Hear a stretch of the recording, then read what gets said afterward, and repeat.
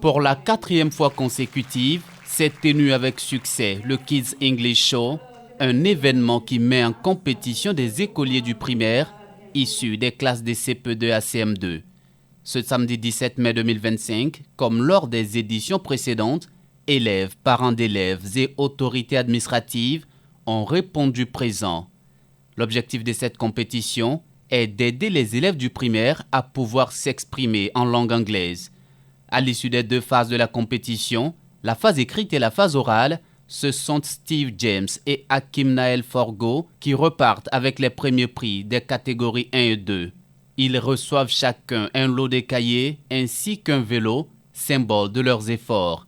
Pour les organisateurs, c'est une réussite parfaite. On peut dire que l'activité a connu vraiment un succès. Parce que quand on regarde la première édition, la 2e édition, la 3e et la 4e, on voit vraiment une différence. Je vous l'ai dit, nous avons commencé la première édition dans une maison de 12 tôles avec juste quelques enfants. La 2e édition dans une salle de classe. Et la 3e édition au Sénasa. Et c'était l'objectif pour nous d'organiser une grande compétition inter-école primaire en anglais qui réunira le maximum d'écoles à Ouaga. Donc on peut dire vraiment que l'activité connaît vraiment et on est convaincu qu'on va encore faire mieux. Poèmes, chants et pièces de théâtre ont rythmé cette 4e édition.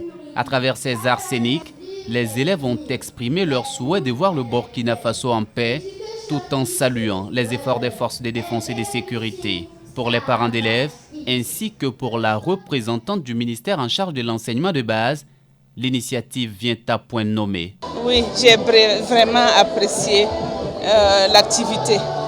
L'année passée, mon fils a participé. C'est lui qui d'ailleurs m'a dit « Maman, je veux m'inscrire à un club d'anglais ».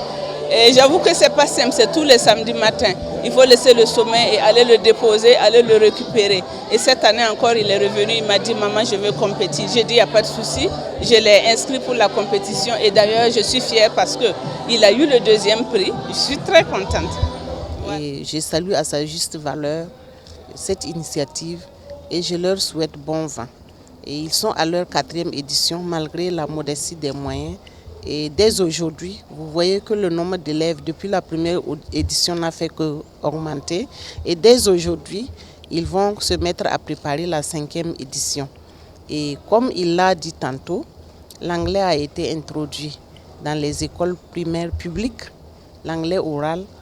Et je suis sûre qu'il saura trouver quelque chose aussi pour ce nouveau public-là qui va se joindre à ceux du privé qui ont devancé dans l'apprentissage de l'anglais.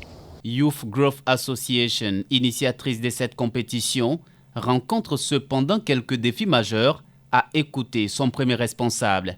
Germaine Caboret, représentante du ministre en charge de l'enseignement de base, a rassuré de l'accompagnement de son ministère pour les prochaines éditions au regard de la portée de l'activité. Ok, merci bien.